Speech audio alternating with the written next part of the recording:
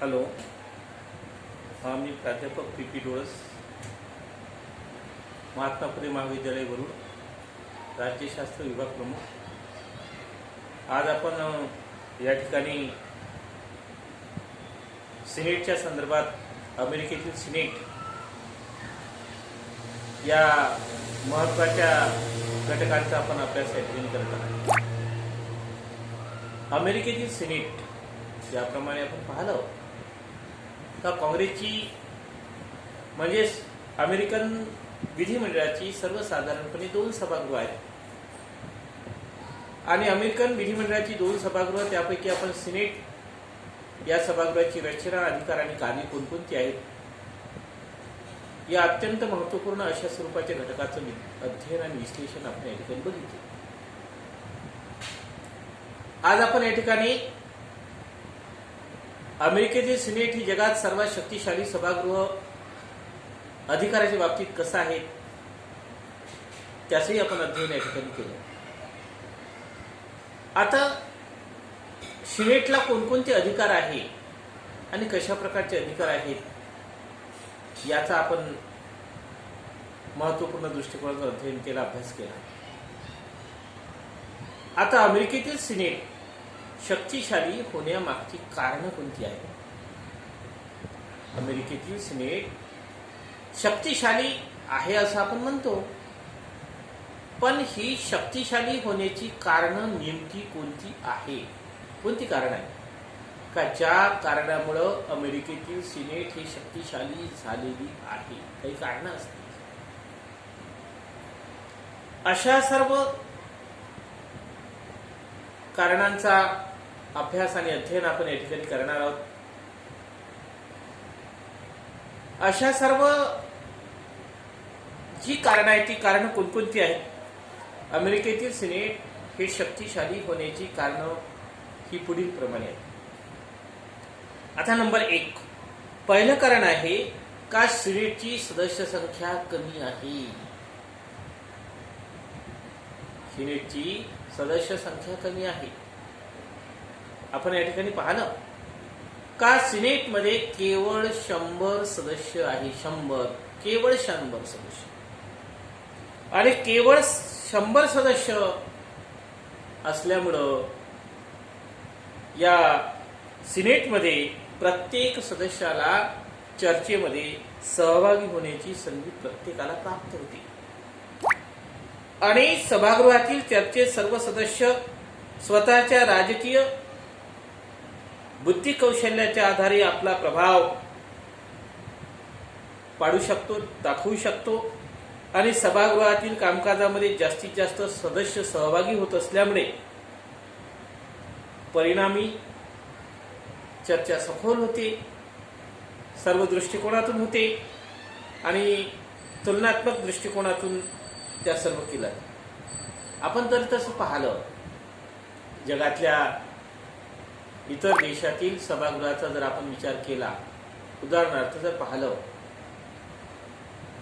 तर इंग्लंडचा आपण अभ्यास केला. इंग्लंडमध्ये काय दिसलं आपल्याला?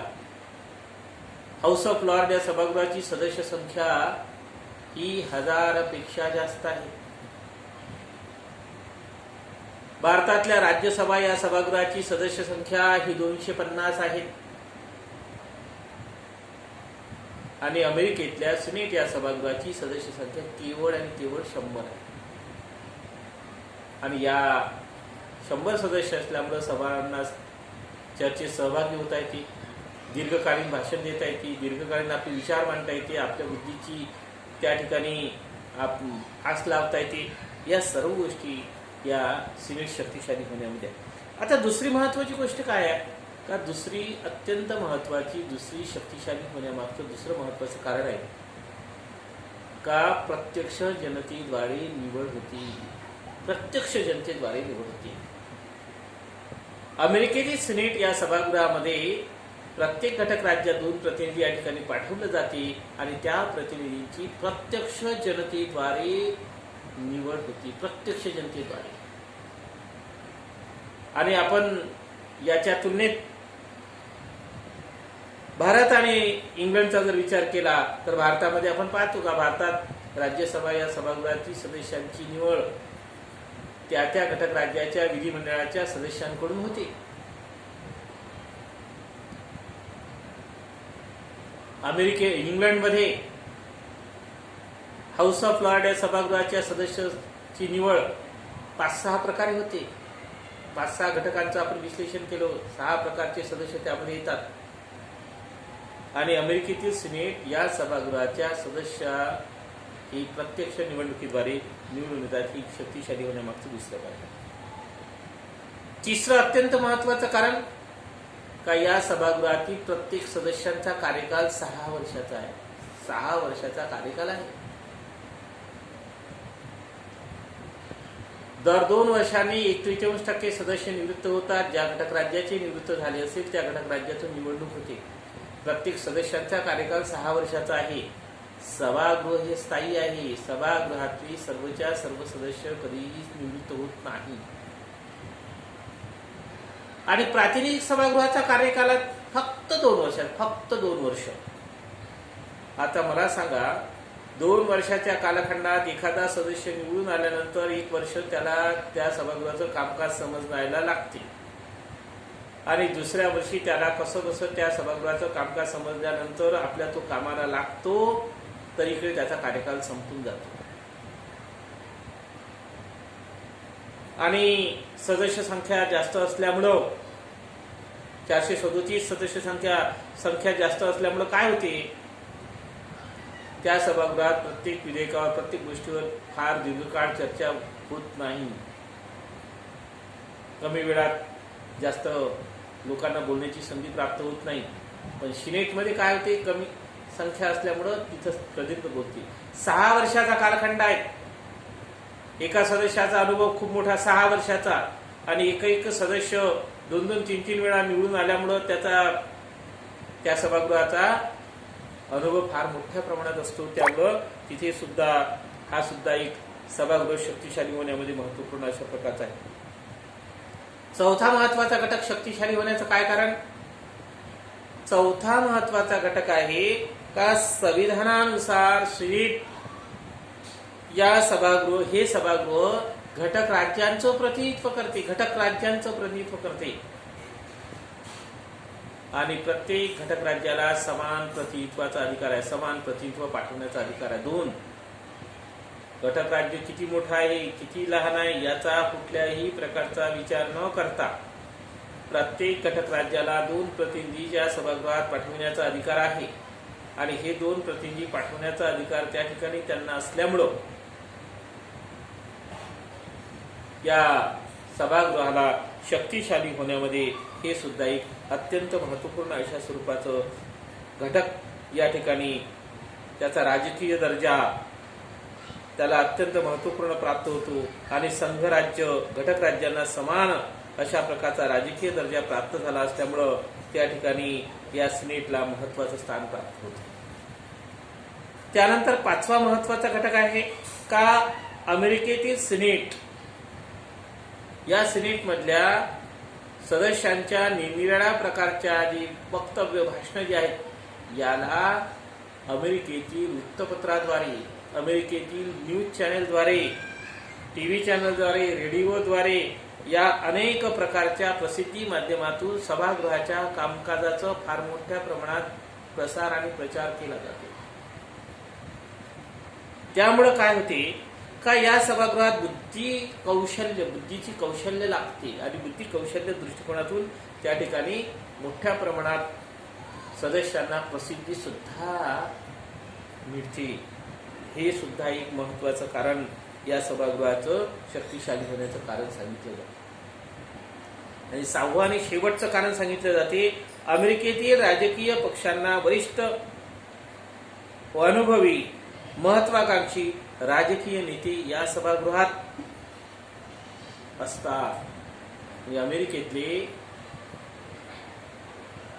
मुरब्बी राजकारणी, अमेरिकेतले बुद्धिमान महत्वाकांक्षी नेते या सभागृहाचे सदस्य असल्यामुळे या सभागृहामध्ये फार मोठ्या प्रमाणात या लोकांची संख्या असल्यामुळे जुन्यांचा अनुभव आणि नव्यांचा उत्साह या सर्व गोष्टींचा मिलाफ या ठिकाणी असल्यामुळं या सभागृहाला अतिशय महत्त्वपूर्ण अशा स्वरूपाचं स्थान प्राप्त झालं आहे. तर या ठिकाणी आपण या 6 कारणांचं आपण अध्ययन या ठिकाणी केलं. अमेरिकेतील सिनेट शक्तिशाली होण्यामागची कारणं कोणती आहेत? तर अमेरिकेतील सिनेट शक्तिशाली होण्यामागची ही कारणं या ठिकाणी अस्तित्वात असल्याचं या ठिकाणी आपल्याला दिसते. म्हणून या सभागृहाची शक्तिशाली होण्यामागची भूमिका काय आहे या महत्त्वपूर्ण अशा स्वरूपाच्या घटकांचं अध्ययन आणि विश्लेषण या ठिकाणी आपण पाहिलेलं आहे. आता पुढचा महत्त्वाचा घटक आपण या ठिकाणी बघणार आहोत. प्रातिनिधिक सभागृह. प्रातिनिधिक सभागृहाची रचना, अधिकार आणि कार्य. मी तुम्हाला सांगितलं अगोदरच का अमेरिकन काँग्रेसची 2 सभागृह आहेत, सिनेट आणि प्रातिनिधिक सभागृह. सिनेटची रचना, अधिकार आणि कार्य आपण का पाहिली पहिल्यांदा याचंही कारण सांगितलं.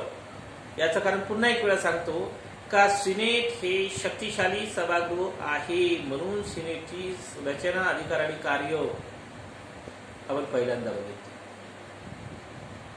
आता आपण प्रातिनिधिक सभागृहाची सदस्य संख्या आणि प्रातिनिधिक सभागृहाची रचना, अधिकार आणि कार्य या अत्यंत महत्त्वपूर्ण अशा स्वरूपाच्या घटकाचं विश्लेषण आणि वर्णन या ठिकाणी करणार आहोत. ज्याप्रमाणे म्हटल्याप्रमाणे अमेरिकेत विधिमंडळाचं हे प्रथम सभागृह असून या सभागृहाला प्रत्यक्ष जनतेनं निवडून पाठवलेल्या प्रतिनिधींचं सभागृह म्हटलं जातं.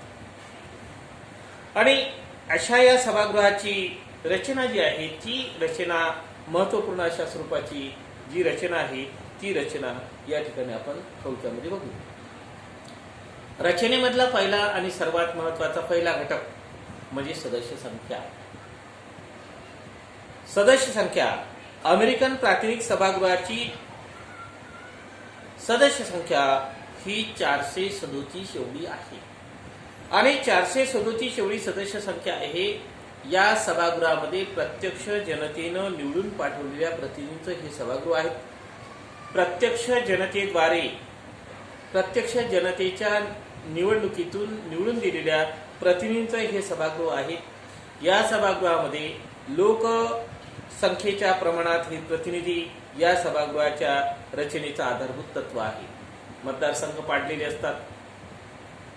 2 लाख लोकसंख्येला, 3 लाख लोकसंख्येला एक मतदारसंघ पाडलेले असतात. ज्याप्रमाणे भारतामध्ये लोकसभेचे मतदारसंघ आहेत त्याप्रमाणे मतदारसंघ पाडलेले असतात. एका मतदारसंघातून एकाच व्यक्तीची निवड होते. 2 राजकीय पक्ष आहेत, रिपब्लिकन पक्ष आणि डेमोक्रॅटिक पक्ष. 2 राजकीय पक्षाचे 2 उमेदवार असतात. अपक्षही उमेदवार उभा राहू शकतो आणि त्या माध्यमातून त्या ठिकाणी ते निवडणुकीला उभे राहतात आणि ते ज्या दिवशीची निवडणूक ठरली असेल त्या दिवशी त्याचं मतदान होतं. त्यानंतर आणि या सभागृहाची सदस्य संख्या ही 437 एवढी आहे. दुसरा महत्त्वाचा घटक तो म्हणजे या ठिकाणी या सभागृहाचा सदस्य होण्यासाठी आवश्यक असणारी पात्रता. सभागृहाचा सदस्य होण्यासाठी आवश्यक असणारी पात्रता कोणकोणती पाहिजे ती पात्रता या ठिकाणी या पात्रतेच्या संदर्भात आपण पुढील महत्त्वाच्या घटकांचे विश्लेषण या ठिकाणी करणार आहोत. आता अमेरिकन संविधानानुसार पहिला सर्वात महत्त्वाचा घटक त्याने त्याच्या वयाची 25 वर्ष पूर्ण केली असली पाहिजे. 25 वर्ष ही पहिली अट आहे. दुसरी अट आहे हा उमेदवार सतत 7 वर्षापासून अमेरिकेचा नागरिक असावा. तिसरी महत्त्वाची अट आहे का उमेदवार ज्या घटक राज्याच्या मतदारसंघातून जनतेचे प्रतिनिधित्व करू इच्छित असेल तो त्या घटक राज्याचा रहिवासी असणे अत्यंत आवश्यक आहे. लक्षात घ्या. आणि या सर्व महत्त्वपूर्ण बाबी लक्षात अशा घ्या म्हटलं का भारतामध्ये लोकसभेच्या निवडणुकीसाठी कोणत्याही व्यक्तीला भारताच्या कोणत्याही घटक राज्यातून निवडणुकीत उभं राहण्याचा अधिकार आहे. परंतु अमेरिकेत नाही. ज्या घटक राज्यातून त्याला निवडणूक लढवायची आहे त्या घटक राज्याचा तो रहिवासी असला पाहिजे, म्हणजे त्याला दुसऱ्या घटक राज्यात निवडणुकीत उभं राहण्यासाठी जाता येणार नाही. म्हणून आपल्याला भारत आणि अमेरिकेत काय फरक आहे हेही लक्षात घेतलं पाहिजे. म्हणून याला म्हटलं आपण तुलनात्मक कम्पॅरेटिव्ह गव्हर्नमेंट. नाही तर आपण म्हणतो का भारतामध्ये असं आहे, अमेरिकेत तसं आहे. भारतात आणि अमेरिकेत काय आहे, वेगळं कशा प्रकारचं आहे आणि कोणत्या अटी आहेत, या सर्व महत्त्वपूर्ण अटी लक्षात घेणं गरजेचं आहे. आता तिसरा महत्त्वाचा घटक निवडणूक पद्धती काय आहे, सदस्य निवडण्याची पद्धती काय आहे. तिसरा महत्त्वाचा घटक आहे प्रातिनिधिक सभेच्या निर्वाचनासाठी संपूर्ण घटक राज्याचे विभाजन लोकसंख्येच्या आधारावर मतदारसंघ पाडण्यात आलेले असते. आणि मतदारसंघ पाडण्यात आल्यानंतर समजा 2 लाख लोकसंख्येला 2 लाख ते 3 लाख लोकसंख्येला एक प्रतिनिधी या आधारावर मी अंदाजे सांगून राहिलो की ते तिथलं निश्चितपणे तिथलं एवढे असंच नाही. तर असे मतदारसंघ पाडलेले असतात आणि मतदारसंघामध्ये दोन्ही राजकीय पक्षाचे उमेदवार निवडणुकीत उभे राहतात. अपक्षही राहू शकते आणि मतमोजणीनंतर ज्या राजकीय पक्षाच्या उमेदवाराला बहुमत प्राप्त झालं असेल त्या उमेदवाराला निवडून आला किंवा विजयी झाला असे जाहीर करण्यात येते आणि त्या ठिकाणी तशा प्रकारचं कार्य केलं जाते. एखाद्या मतदारसंघाचा उमेदवार मृत्यू पावला असेल तिथं पोटनिवडणूक सुद्धा घेतल्या जाऊ शकते किंवा घेतल्या जात असते. त्यानंतर चौथा महत्वाचा घटक आहे त्या ठिकाणी कार्यकाल. या सभागृहाचा कार्यकाल अमेरिकन राज्यघटनेप्रमाणे 2 वर्षाचा कार्यकाल आहे. सभागृहाचा कार्यकाल केवळ फक्त 2 वर्षाचा कार्यकाल आहे. म्हणजेच निवडून आल्यानंतर केवळ 2 वर्ष या सभागृहाचा सदस्य राहू शकतो. म्हणजेच या सर्व दृष्टिकोनातून या ठिकाणी आपल्याला असं दिसते का कार्यकाल अतिशय अल्प स्वरूपाचा कार्यकाल आहे. त्या अगोदरही तो आपला राजीनामा देऊ शकतो. आणि 5वा आणि शेवटचा महत्वाचा घटक आहे रचनेमधला सभापतीची निवड प्रातिनिधिक सभागृहातील सदस्यांमधूनच होती.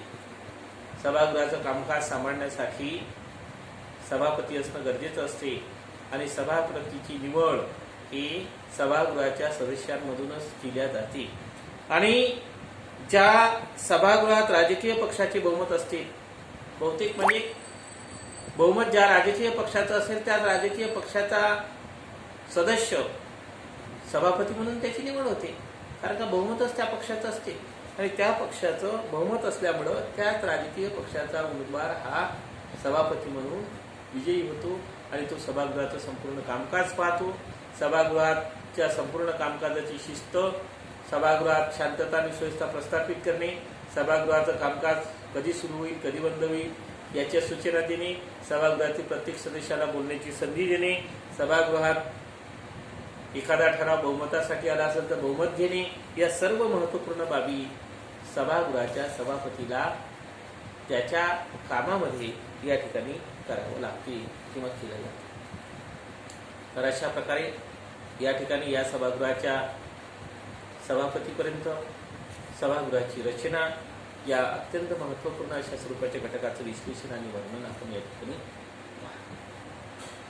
त्यानंतर पुढचा अत्यंत महत्त्वाचा घटक आहे या सभागृहाचे अधिकार आणि कार्य. कोणकोणते अधिकार आहे, कोणकोणती कार्य याला करावी लागते तर ते पुढील प्रमाणे. नंबर 1 पहिला आहे विधिविषयक अधिकार व कार्य. आता तुम्हाला पहिले सांगितलं का विधिविषयक म्हणजे या सभागृहाचं नावच विधी आहे. विधिमंडळ म्हटल्याबरोबर त्या ठिकाणी त्या विधिमंडळ म्हटल्याबरोबर त्या सभागृहाचं पहिलं काम काय राहील, विधेयकांची निर्मिती करणे. देशाचा राज्यकारभार चालण्यासाठी आवश्यक असणारे जे कायदे वेळोवेळी लागतात अशा सर्व कायद्यांची निर्मिती करण्याचं काम या सभागृहाला करावं लागतं. या सभागृहामध्ये कोणतंही विधेयक ठेवलं जाते. सर्वप्रथम चर्चेला कोणतेही विधेयक या ठिकाणी येते आणि दोन्ही सभागृहाची संमती प्राप्त झाल्यानंतर त्या विधेयकाचं कायद्यात रूपांतर होते. म्हणजे प्रातिनिधिक सभागृहाने एखाद्या विधेयकाला बहुमताने मंजुरी दिल्यानंतर ते सिनेटकडे जाते आणि सिनेटकडनं मंजुरी दिल्यानंतर त्या विधेयकाला बहुमताने मंजुरी प्राप्त झाल्यानंतर ते विधेयक संमत होऊन राष्ट्राध्यक्षाच्या संमतीकरिता जाते. म्हणजेच थोडक्यात सामान्य विधेयकाबाबत सिनेट एवढेच अधिकार या सभागृहाला प्राप्त झालेले आहेत. दुसरा महत्वाचा अर्थविषयक अधिकार. अर्थविषयक अधिकार हा अर्थसंकल्प म्हणजे बजेट सर्वप्रथम या सभागृहात मांडता येते. सामान्य विधेयक दोन्ही सभागृहात कोणत्याही सभागृहात मांडता येते, परंतु अर्थसंकल्प मात्र सर्वप्रथम प्रातिनिधिक सभागृहातच म्हणजे जनतेनं निवडून पाठवलेल्या प्रातिनिधिक सभागृहातच अर्थविधेयकाची काय होते, या ठिकाणी अर्थविधेयकाची सर्वसाधारणपणे सुरुवात होती. सिनेटमध्ये अर्थविधेयकाची सुरुवात करता येत नाही. प्रातिनिधिक सभागृहाने अर्थविधेयकाला मंजुरी दिल्यानंतर ते विधेयक सिनेटकडे जाते आणि सिनेट या सभागृहात दाखल केले जाते आणि प्रातिनिधिक सभागृहाच्या मंजुरीने विधेयक सिनेट सभागृहात कोणत्याही दुरुस्ती सुचवू शकते. म्हणजे सिनेट सुचवू शकते दुरुस्त्या, आणि त्या दुरुस्त्या सुचवल्या इकडे आल्या तर पुन्हा त्याला मंजुरी देऊन त्या विधेयकाला सिनेटची मंजुरी प्राप्त झाल्यानंतर या विधेयकाला प्रातिनिधिक सभागृहाची मंजुरी प्राप्त होते. त्यानंतर तिसरं महत्वाचा अधिकार आहे न्यायविषयक अधिकार. न्यायविषयक क्षेत्र. न्यायविषयक क्षेत्रात या सभागृहाला सुद्धा अधिकार प्राप्त झालेले आहेत. न्यायविषयक क्षेत्र म्हणजे कोणतं? अध्यक्ष, उपाध्यक्ष किंवा सर्वोच्च पदावरील व्यक्ती कार्यरत जे असतात यांच्यावर जर गंभीर स्वरूपाचे आरोप निर्माण झाले असेल, समजा महाभियोगाचा खटला, राष्ट्राध्यक्षावर महाभियोगाचा खटला, हा महाभियोगाचा खटला किती बाबतीत चालतो?